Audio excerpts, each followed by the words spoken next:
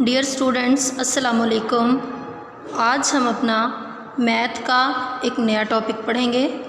इससे पहले हमने स्टैंडर्ड और एक्सपेंडेड फॉर्म पढ़ी। आज हम फिगर्स के बारे में पढ़ेंगे। क्वेश्चन है हमारे पास, राइट इन फिगर्स। फिगर्स यानी आपने डिजिट्स में लिखना है। जोर किस पे है? फिगर्स पे। अब फिगर्स किसको कहते हैं?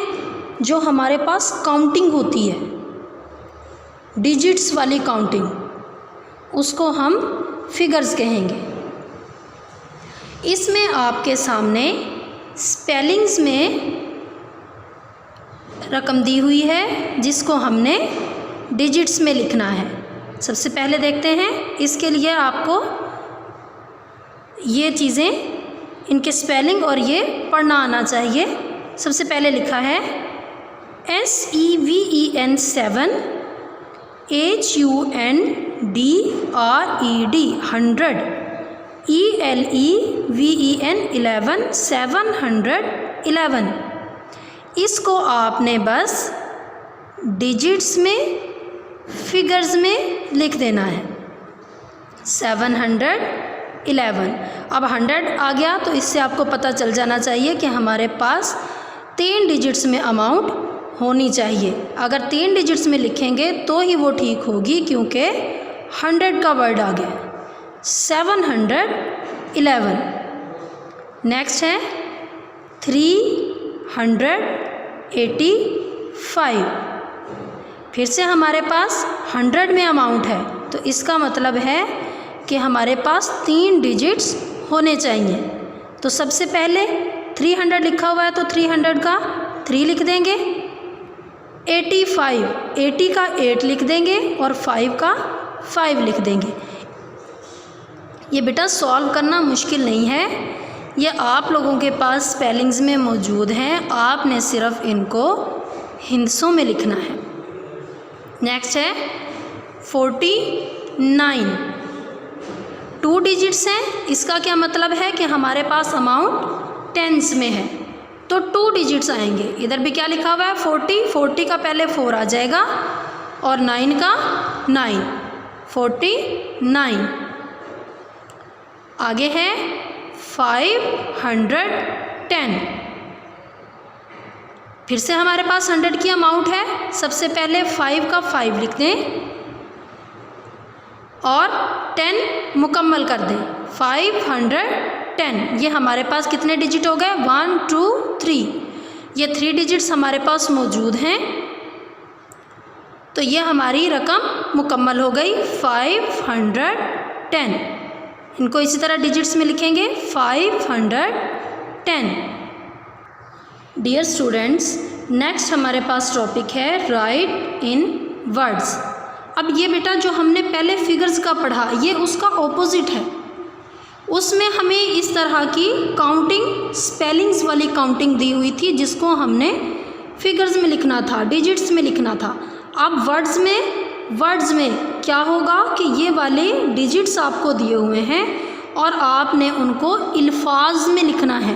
तो इसी चीज़ के मद्देनज़र रखें कि वर्ड्स जहाँ पे आएगा उसमें आपने अल्फाज में लिखने हैं। तो अल्फाज तो तभी लिखे जाएंगे जब हम इनको स्पेलिंग्स में लिखेंगे, और स्पेलिंग्स ये आप लोगों को 1 से लेकर 100 तक की काउंटिंग आनी चाहिए। 100 तक की काउंटिंग स्पेलिंग्स के साथ आएगी तो ही आप इनको सॉल्व कर सकते हैं। सबसे पहले है 126। अब इसको स्पेलिंग्स में पढ़ते हैं। ONE 1 का 1 और इसके बाद अमाउंट है 100 की। HUNDRED 100, 100। इसके बाद क्या है? 20 की स्पेलिंग लिखेंगे TWENTY 20। आगे है 6 के स्पेलिंग लिख देंगे SIX 6, 126। नेक्स्ट अमाउंट है हमारे पास 703। अब इसमें 700 कंप्लीट लिख दिया है, कोई डिजिट दरमियान में नहीं दिया। तो इसके लिए हम सबसे पहले लिखेंगे 7 की स्पेलिंग SEVEN 7, 7 के बाद 100 के स्पेलिंग HUNDRED 100, 700। अब हमारे पास क्या है, यूनिट की अमाउंट है 3 के कंप्लीट स्पेलिंग यहाँ पे लिख देंगे THREE 3, 703। नेक्स्ट अमाउंट है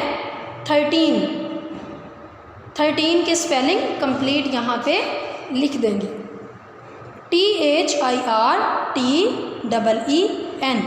13। नेक्स्ट अमाउंट है 222।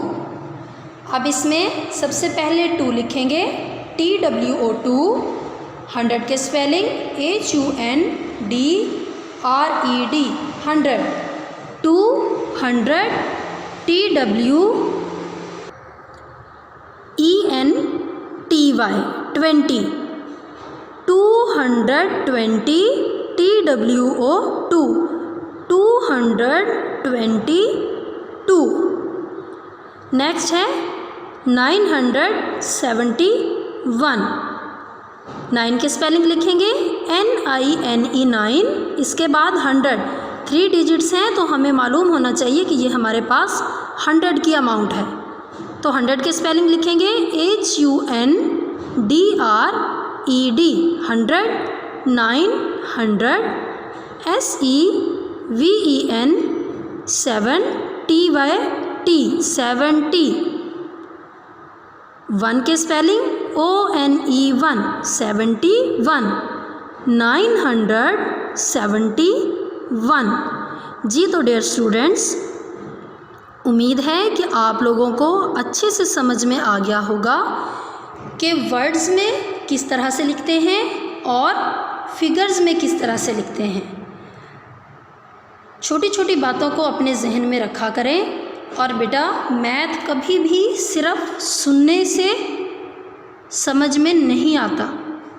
जब आप इसको, जैसे मैंने आपको समझाया है, इसको अपनी कॉपीज़ पे प्रैक्टिस करेंगे तो ही आपको समझ में आएगा।